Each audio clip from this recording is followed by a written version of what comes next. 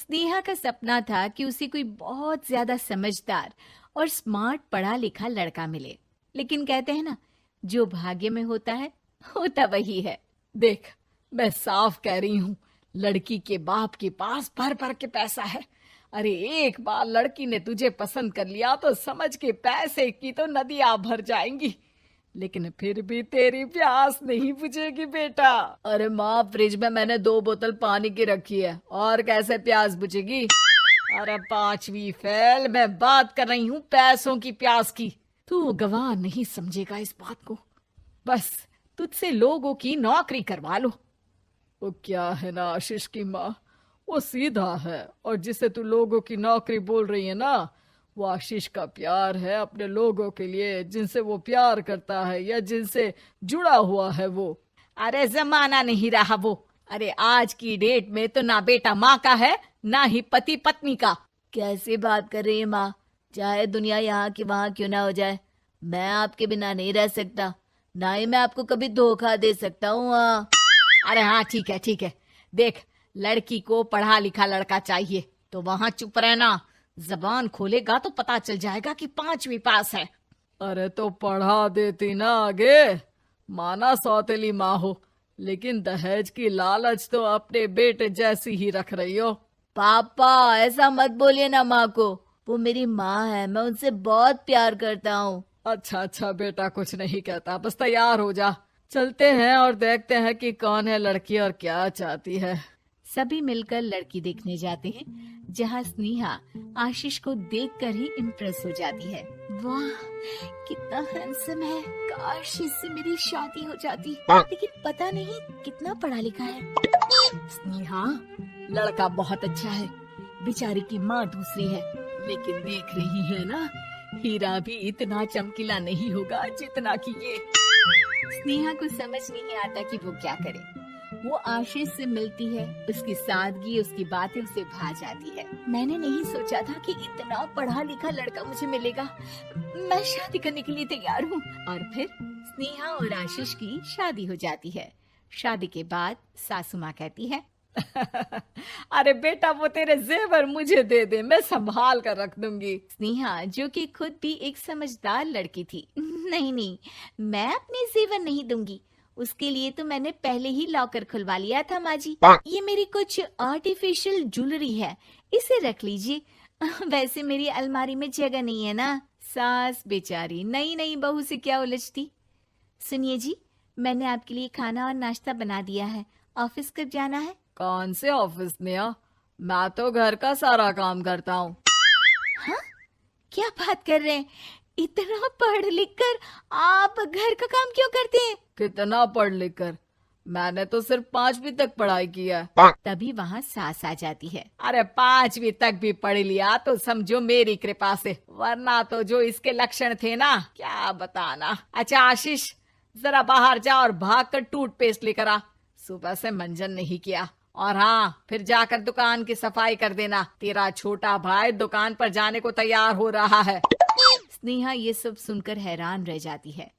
वो सोचती है कि आखिर उससे क्या गलती हो गई जो उसके साथ ऐसा हुआ। आशीष स्नेहा के पास जाता है। सुनो, तुमको तो मैंने पहली मुलाकात में ही बताया था कि। स्नेहा आशीष की बात ही नहीं सुनना चाहती है। वो जोर से चिल्लाती है, चुप रहो बिल्कुल, गंवार कहीं के।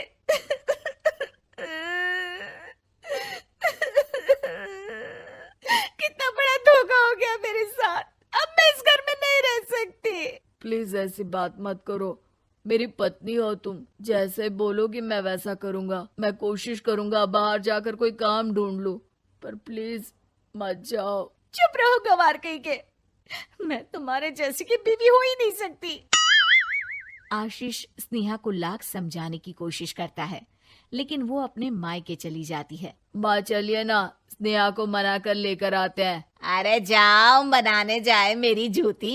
इतना घमंड, जैसे कलेक्टर हो कहीं की महारानी। अरे मैं तो तुझे कहूंगी कि तू भी भूल जा, हमने नहीं भगाया, खुद ही तो गई है। माँ वो बीवी है मेरी, मैं प्यार करता हूँ उससे, मैं जा रहा हूँ उसे लेने। वहीं स्नेहा के घर पर, माँ वो तो कुछ काम ही नहीं करता, घर का नौकर है, 5वीं पास। मैं नहीं रह सकती ऐसे आदमी के साथ माँ। बेटा वो लड़का बहुत अच्छा है, उसकी तारीफ मैंने हर किसी से सुनी है। तेरा पति है, अब तक एक गलत माँ के साथ रह रहा था, तू संवारेगी तो संवर जाएगा। तभी वहाँ आशीष आ जाता है। मुझे माफ कर दो स्नेहा, पर प्लीज मुझे छोड़कर मत जाओ। मेरी माँ के जाने के बाद मुझे तुम्ही से सारी उम्मीद है। तुम जैसा कहोगी मैं करूँगा, पर प्लीज मेरे साथ रहो। सबके समझाने बुझाने के बाद स्नेहा आशीष के साथ घर आ जाती है।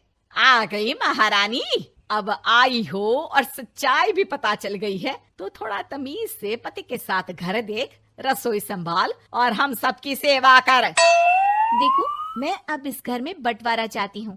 जो मेरे पति का हिस्सा है वो उसे मिले और वो आज से कोई काम नहीं करेंगे। हिस्सा ले लो, लेकिन कमाओगे क्या, खाओगे क्या, धूल मिट्टी।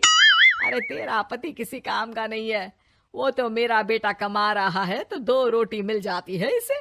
तभी वहाँ स्नेहा के ससुर आ जाते हैं। मैंने एक बंद फैक्ट्री को पहले ही आशीष के नाम कर दिया है और घर के 2 तल्ले में 1 तल्ला ले लो। मैं तो आशीष के पास रहूंगा, वकील थोड़ी देर में आता ही होगा। अरे जाओ जाओ, 2 दिन में भूख से तड़प कर सब वापस आ जाओगे। बढ़िया आई बहू बेटे वाली। फिर क्या था, स्नेहा आशीष के साथ मिलकर बंद फैक्ट्री को खोलती है और मन लगाकर काम करती है। दोनों की मेहनत रंग लाती है और आशीष अपनी मेहनत से एक सफल बिजनेसमैन बन जाता है। लेकिन एक दिन, अरे बहू बेटा आशीष, मुझे माफ कर दो, मैं भी अब तुम लोगों के साथ रहना चाहती हूँ। इस कमबख्त ने तो दुकान का बेड़ा गर्क कर दिया। वो तो आशीष था जो सारा दुकान का काम संभालता था। बेटा हमारे पास तो अब खाने को भी नहीं बचा। माँ जी, इसे कर्म के फल कहते हैं। खैर, खाना है तो आपको और आपके बेटे को काम करना पड़ेगा, समझी? हे भगवान, अब ये दिन आ गए हैं कि बहू के साथ रहने के लिए मुझे काम करना पड़ेगा। बेटा आशीष, तू ही समझाना अपनी बीवी को।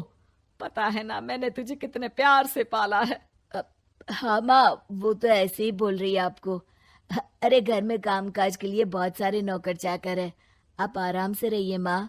स्नेहा आशीष का अच्छा और सरल सच्चा व्यवहार देखकर मन ही मन सोचती है, मेरा पति गवार ही सही, लेकिन दुनिया का सबसे अच्छा इंसान है।